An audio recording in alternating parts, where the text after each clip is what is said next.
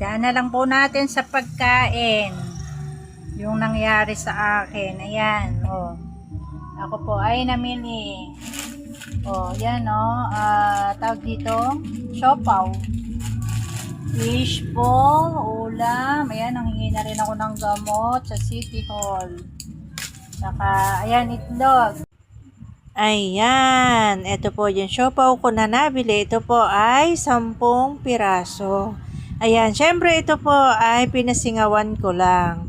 At mga 30 minutes bago po ito maluto. Ayan, pero luto naman ito mga lalabs.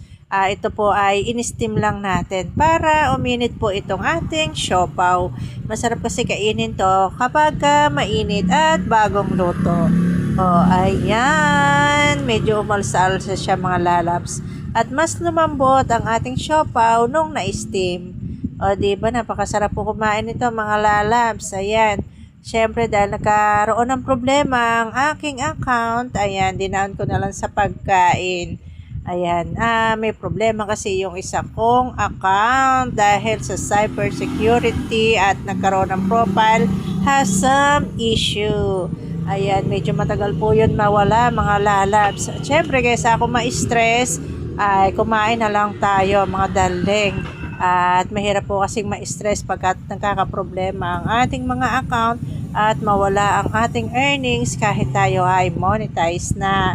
Ayan, siyempre, idaan na lang natin sa pagkain yan mga lalabs para hindi tayo lagi nag-iisip pagka yung mga account natin ay nagkaka-issue. Medyo matagal din mawala mga lalabs. Hindi ganun kadali mag-ayos at lahat ng ina-upload mo ay nagkakaroon ng issue at walang kita. Ganun po ang problema pagka nagkaroon kayo ng issue na cyber security. Ayan, mahirap po yun mga lalabs. Kaya ingat-ingat tayo sa pag-upload at saka sa ating mga sinasabi kasi po pag tayo napatawa ng issue ay suspended tayo ng medyo may katagalan. Yun lang. Thank you so much for watching. Bye-bye. Yun lang. Thank you so much. Bye-bye.